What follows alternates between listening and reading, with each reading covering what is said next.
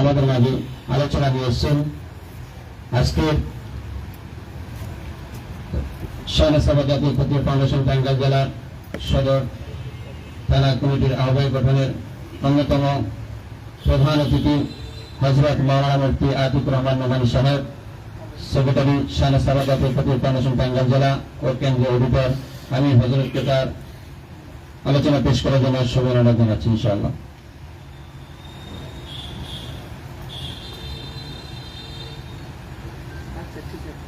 السلام عليكم ورحمة الله وبركاته.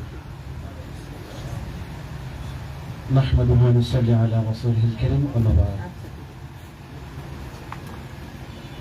আলহামদুলিল্লাহ, আল্লাহ পাকের দরবারে অসংখ্য অগণিত শুকরিয়া জ্ঞাপন করছি যে মহান রব্বুল আলামিন আমাদেরকে আজকের এই মহতি অনুষ্ঠানে ঐক্যবদ্ধ মিম্বার আলোকিত সমাজ শাহনেসাবা জাতীয় ক্ষত্রিয় ফাউন্ডেশনের প্যান্ডেলে টাঙ্গাইল সদর উপজেলার আহ্বায়ক কমিটি গঠন অনুষ্ঠানে আল্লাহ রাব্বুল আলামিন আমাদের সবাইকে একতাবদ্ধ হয়ে থাকা বসার সুযোগ দিয়েছেন। সেই মহান মনিবের দরবারে শুকরিয়া জ্ঞাপন করি আলহামদুলিল্লাহ। সময় সংক্ষিপ্ততার কারণে আলোচনা অনেক সময় খুবই স্বল্প, এই জন্য আমি ভূমিকাতে না গিয়ে সরাসরি আমি সাংগঠনিক আলোচনা আপনাদের মাঝে উপস্থাপনা করার প্রস্তুতি গ্রহণ করেছি। এখন ভূমিকা গ্রহণ করলে অনেক সময় লেগে যাবে। ব্যানারে যাদের নাম আছে আপনারা নাম দেখেছেন, আমাদের পূর্ববর্তী বক্তাগণ তাদের নাম পড়েছেন, এই জন্য আমি আর সেদিকে গিয়ে সময়টা নষ্ট করতে চাচ্ছি না। আমি কথা বলছি মুফতি আতিকুর রহমান নোমানী, কেন্দ্রীয় অডিটর ও সহকারী মহাসচিব শাহনেসাবা জাতীয় ক্ষত্রিয় ফাউন্ডেশন বাংলাদেশ, সেক্রেটারি শাহনেসাবা টাঙ্গাইল জেলা।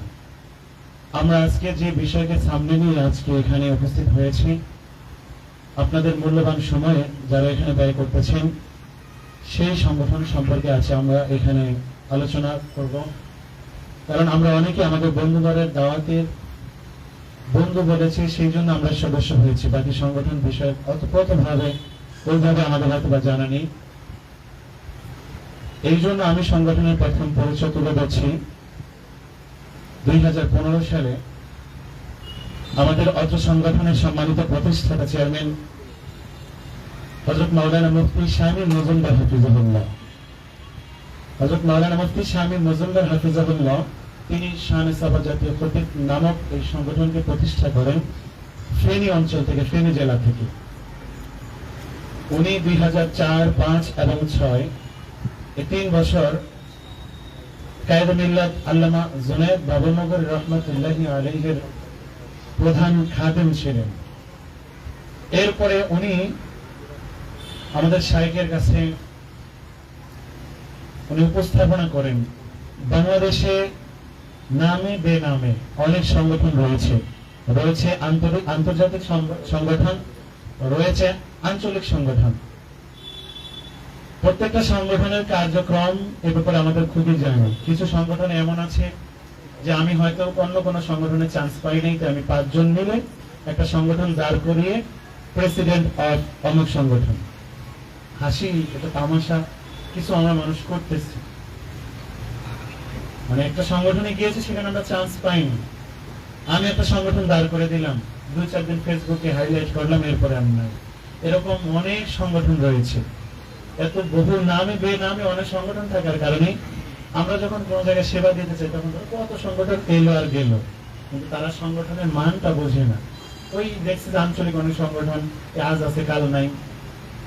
সম্মানিত সদস্য সমাজ, কায়েদে মিল্লাত আল্লামা জুনায়েদ বাবুনগর রহমাতুল্লাহি আলাইহি আমাদের প্রতিষ্ঠাতা চেয়ারম্যান মুফতি শামীম মজুমদার হাফিজাহুল্লাহ পেটে থাপ্পড় লাগিয়ে বলছিলেন, আদরের থাপ্পড় দিয়ে বলছিলেন যে তুই পারবি, তোর মধ্যে একটা জজবা আছে।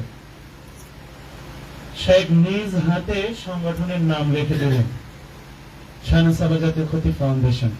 শাহনেসাবা জাতীয় কাউন্সিল ছিল, এটা রাষ্ট্রীয়ভাবে রাষ্ট্রের অনুমোদনের জন্য কোন কাউন্সিল সংযুক্ত কোন সংস্থাকে রাষ্ট্র অনুমোদন দেয় না, এই জন্য এটা কাউন্সিল থেকে এখন জাতীয় ক্ষত্রিয় ফাউন্ডেশন হয়েছে।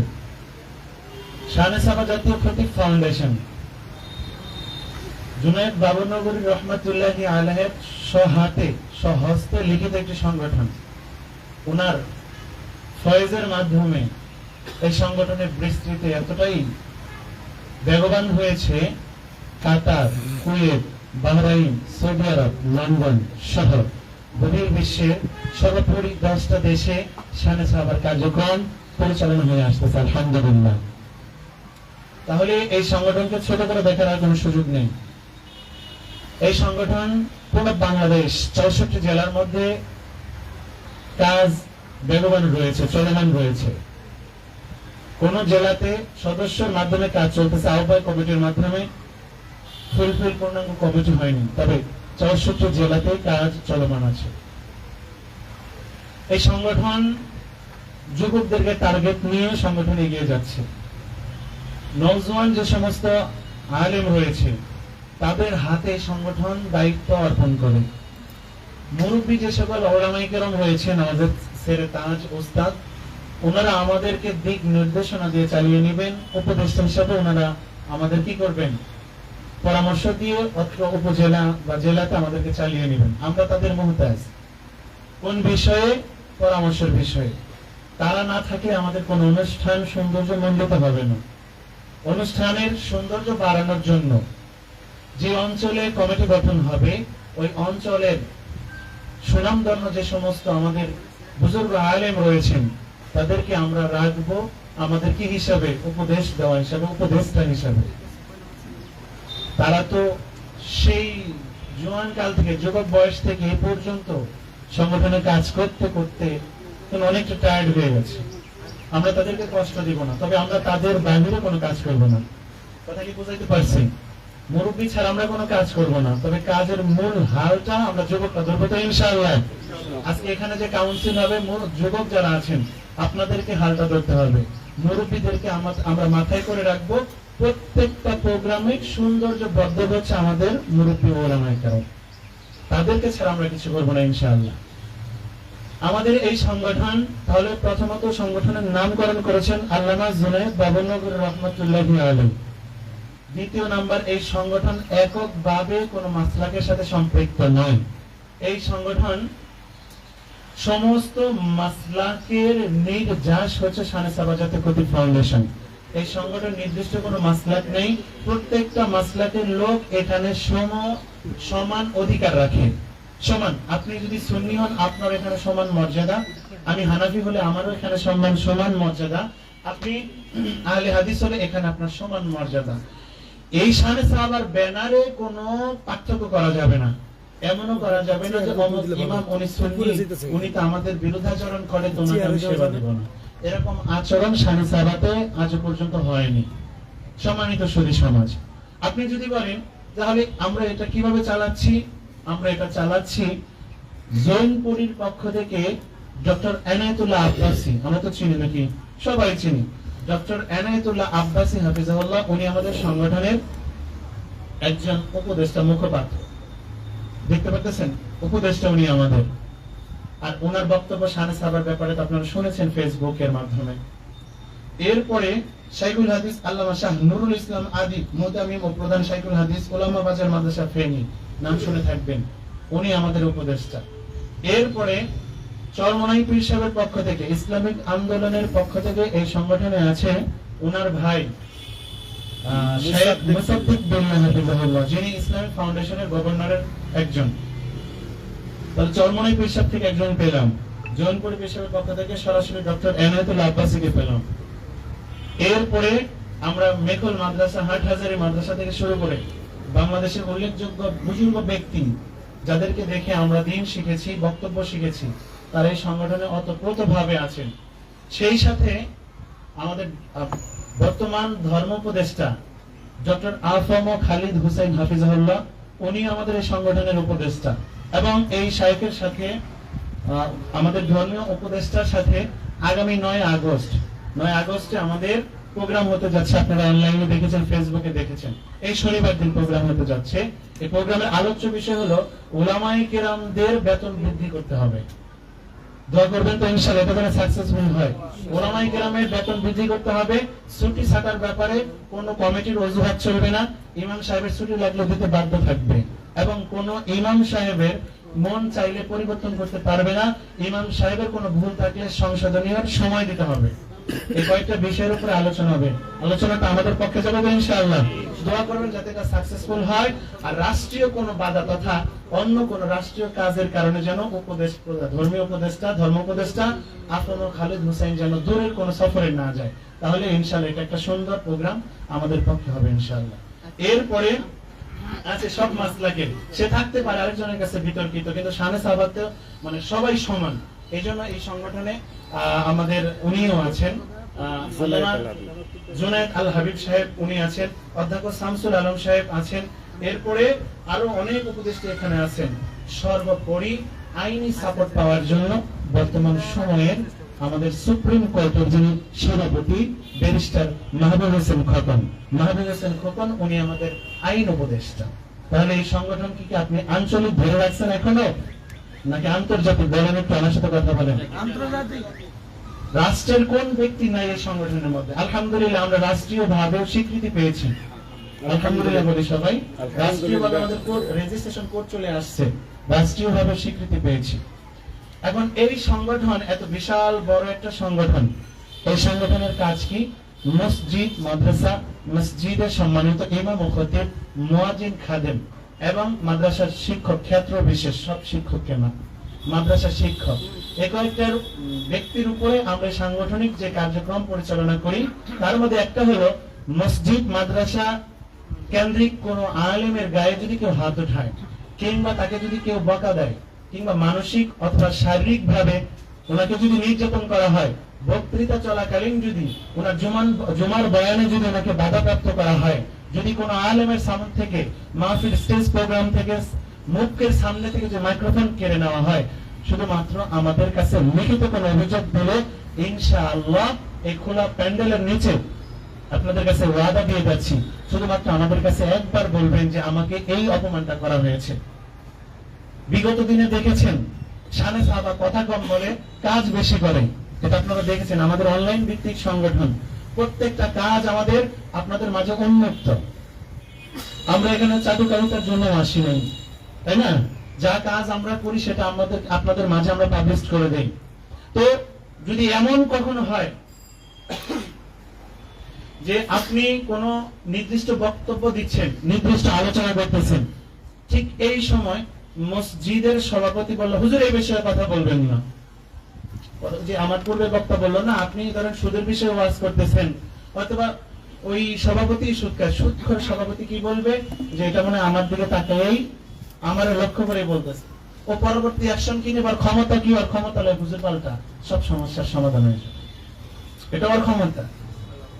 এই সমস্ত ক্ষেত্রে যদি আপনার বক্তব্য দিতে গিয়ে কখনো কমিটি বৃন্দ আপনার সাথে অসৎ আচরণ করে, আপনাকে যদি টোকেন বেরিয়ে দেয় কিংবা বলে যে আপনি এই বিষয়ে আলোচনা করবেন না, শুধু একবার মাত্র আমাদের কাছে মেসেঞ্জারে কিংবা হোয়াটসঅ্যাপে একবার লিখিত অভিযোগ দিবেন, ইনশাআল্লাহ আমরা পঙ্কজ আলের মতো ইনশাআল্লাহ আমরা চলে আসবো আইনি সাপোর্ট দিতে। আইনি সাপোর্টের ইতিহাস যদি আপনিও জানতে চান, বিগত শাসন আমল সহ আজও পর্যন্ত এমন কোন কেস আমরা হাতে নিয়েছি, শানে সাহাবা হাতে নিয়েছে, আর ওটা হ্যান্ডেলিং হয় নাই, আমরা বিজয়ী হই নাই, এমন কোন কেস নাই।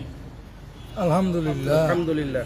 শেখ আমার ওস্তাদ মহোদয় ছিলেন না, একটু আবার পিছনে আসতেছি, শেখ আপনার দিকে লক্ষ্য করে বলি, আমাদের এই সংগঠন এটা লিখিত আকারে অনুমোদন দিয়েছিলেন আল্লামা জুনায়েদ বাবুনগর রহমতুল্লাহ, এবং উনি আমরণ পর্যন্ত আমাদের উপদেষ্টা ছিলেন, এবং এখন হাটহাজারী মাদ্রাসার যিনি মুহতামিম উনি আমাদের উপদেষ্টা, এবং যিনি প্রধান মুফতি উনি উপদেষ্টা, এবং চরমনাই পীর সাহেবের পক্ষ থেকে সৈয়দ মুসাদ্দিক বিল্লাহ হাফিজাহুল্লাহ উনি উপদেষ্টা, এবং জৈনপুরী পীর সাহেবের পক্ষ থেকে ডক্টর এনায়েতুল্লাহ আব্বাসী উপদেষ্টা, এবং বাংলাদেশের শীর্ষস্থানীয় উলামায়ে কেরাম আমাদের সাথে আছেন কেন্দ্রীয় ভাবে আর কি, এবং ব্যারিস্টার মাহবুব হোসেন খোকন যিনি আমাদের সুপ্রিম কোর্টের সভাপতি, উনি আমাদের আইনি সাপোর্ট দেওয়ার জন্য আছেন, উনি আমাদের আইন বিষয়ক উপদেষ্টা। তো সর্বোপরি আমাদের কাতার, কুয়েত, বাহরাইন, সৌদি আরব, লন্ডন, বহির্বিশ্বের মোট 10টা দেশে শানে সাহাবার কাজ চলতেছে বাঙালি ইমামদেরকে নিয়ে, আর আমাদের দেশের 64 জেলা আনাচে কানাচে পৌঁছে গেছে। তা আমাদের কাজ কি বললাম? কাজ হলো মসজিদ মাদ্রাসা কেন্দ্রিক, মসজিদের ইমাম, খতিব, খাদেম এবং মুয়াজ্জিন, মাদ্রাসার ক্ষেত্র বিশেষ শিক্ষক কি সেবা পাবে? প্রথম আইনি সেবা। যদি ওনার কর্মস্থলে কখনো ওনাকে নির্যাতনের শিকার হয়, উনি হয়, তাহলে আমরা লিখিত অভিযোগ পেলে আইনি সাপোর্ট দিব।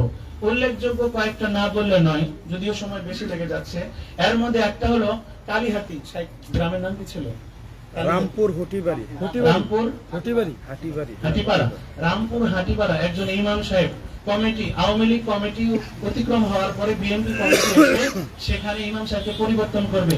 উদ্দেশ্য হলো যে আগের কমিটির কোনো চিহ্ন রাখবে না। কেন? বলে আগের কমিটি তাকে মানে নিয়ন্ত্রণ করছে, এখন আমরা আছি, এখন আমরাই করবো সব। এখানে ইমাম সাহেবের কোনো দোষ আছে? দোষ নাই। তখন আমরা সেখানে কেস হ্যান্ডেলিং করি এবং আমরা নগদ 42,000 টাকা কমিটিকে জরিমানা করে ওই 42,000 টাকা ইমামকে উঠিয়ে দিয়ে আসে। আলহামদুলিল্লাহ। কথা মনে বুঝেন নাই? এখন এই ওখানে তো আরো অনেক কিছু আছে, অনেক সংগঠন আছে, অনেক আমাদের ভাইয়েরা ছিল, আশেপাশের মসজিদ ছিল, আঞ্চলিক অনেক সংগঠন ছিল, কিন্তু সেবা সে পেল থেকে সামনে আবার বলার কারণে আমরা একটা টিম গেলাম। এখন এইভাবে আমরা বসছি, এতগুলো আলেম ওলামাদের কথা তো সে উল্টাইতে পারে না। আমি তাকে বলেছিলাম, সে বলেছিল যে আগের কমিটির কোনো চিহ্ন রাখবে না। আমি বলেছিলাম যদি আগের কমিটির কোনো চিহ্ন না রাখেন, আগের কমিটি কি শুধু ইমামই রেখে গেছে না মসজিদের উন্নয়ন করেছে? বলা হলো যে মসজিদের উন্নয়ন করেছে।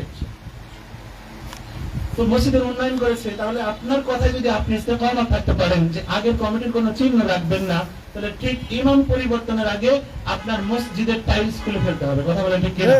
কারণ আগের কমিটি টাইলস করে গেছে, মসজিদ সাজিয়েছে, বক্স লাগাইছে, এত উন্নত ডেকোরেশন তারা করেছে, তুমি সেই চিহ্ন আগে সরাবা, এরপরে আমার গাড়ি দিয়ে আমি ইমামকে নিয়ে যাবো। এটাই তো যুক্তিসঙ্গত কথা। তুমি আগের কমিটির চিহ্ন সরানোর নাম বলে ইমাম চেঞ্জ করবা, অথচ মসজিদের বাকি চিহ্নগুলো রেখে দিবা, এরকম গামজাখুরি বক্তব্য সামনে সাবা মানতে রাজি নয়। আমাদের তখন সিদ্ধান্ত হলো হয় ইমামকে 4 মাসের অগ্রিম, শ্রমিক আইন অনুযায়ী 4 মাসের অগ্রিম বেতন দিবেন, নতুবা 4 মাস তাকে এখানে আরো কাজ করার সুযোগ দিতে হবে। 4 মাস পরে উনি স্বইচ্ছায় চলে যাবে। আপনি বিদায় করবেন ওইটা দেখার আমাদের টাইম নেই, আপনার কথার মূল্য আমাদের কাছে নেই। এটা হলো শানে সাহেব।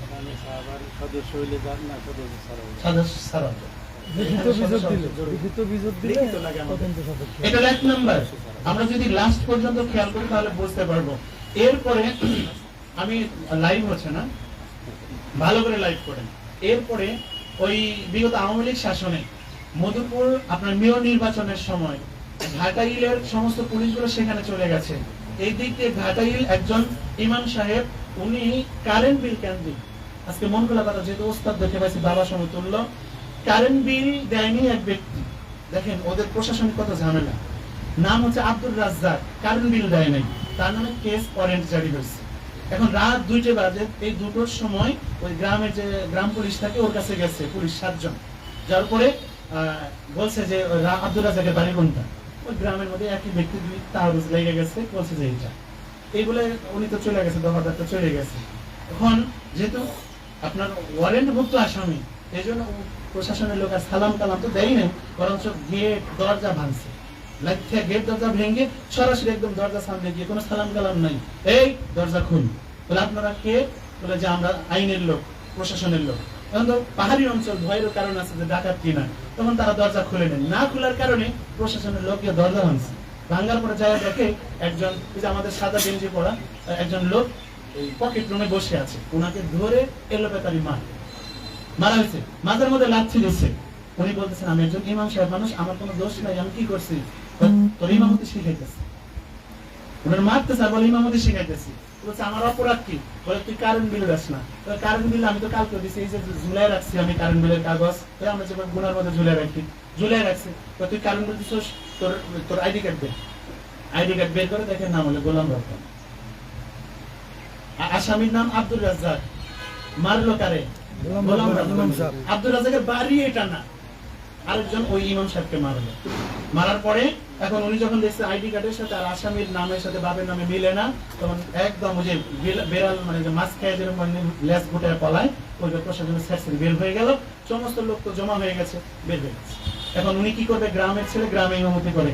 লোকেরা বললো ঠিক আছে আমরা মানববন্ধন করবো। মানববন্ধন করলো থানার সামনে, ঘাটাইল থানার সামনে। প্রশাসনের লোক এসে তোদের এত বড় সাহস, পুলিশের বিরুদ্ধে তোরা ইয়ে করস, এই সেই নানান কিছু হুমকি দামকি। ভিতরে ঢুকছে, তখন ওনারা বোঝাই দিচ্ছে যে না, ইমাম সাহেবকে বলছে যে আপনি এই থানার সামনে আমাদের বিরুদ্ধে রাস্তা ব্লক করে মানববন্ধন করেন, এই সে অনেক কিছু বলছে। বলার পরে উনি বলছেন যে আমার ঘর দোয়ার ভাঙা হলো, আমাকে মারা হলো, এগুলোর কি হবে? পরে বলছে যে এই যে রাত বিরোধে গিয়ে ঘর দরজা ভাঙ্গার অধিকার প্রশাসনের আছে। কারণ উনি নিরুপায় আর কোনো সেবার জায়গা পেল না, চলে গেছে। এরপর কে যেন বলছে এগুলো শানে সাহাবা কেস হ্যান্ডেলিং করে। আমাদের কাছে লিখিত অভিযোগ দিল, আমরা 56 জন উলামায়ে কেরাম সেই এরিয়াতে গেলাম। আমাদের কাছে এখনো ভিডিও ডকুমেন্টস আছে, ফেসবুকে আছে, আমাদের মোবাইলে আছে ডকুমেন্টস গুলো, এবং আমরা এগুলো এখানে করি, প্রত্যেকটা কেস হ্যান্ডেলিং ছবি আকারে বের হয়। তো এরপরে আমরা আমরা গেলাম, সেখানে যাওয়ার পরে আমরা তো ফেসবুকে পোস্ট করে যাই। তো তখন এখানকার এসপি ছিল সরকার মোহাম্মদ কায়সার, সরকার মোহাম্মদ কায়সারের সময়। তো উনি আবার আমাদেরকে ভালো করেছিলেন, কারণ টাঙ্গাইলে যখন 2023-এ শানে সাবা ঢুকাই আমরা, ওই সময় এখানে আসছিলাম। বিভিন্ন থানার থেকে আমাদেরকে বিরক্ত করতো, বিভিন্ন আমি কি করি, আমার বাবা কি করে, মা কি করে, তারপরে নানি বাড়ি কোথায়, মামারা কি করে, ফুপি ফুপা কি করে, কোন জায়গায়, মানে আমি অকারেন্স করে কোন জায়গায় লুকাইতে পারি সব ডকুমেন্টস আমাদের নেতাদের যারা আমরা আছি নিয়ে নিচ্ছি।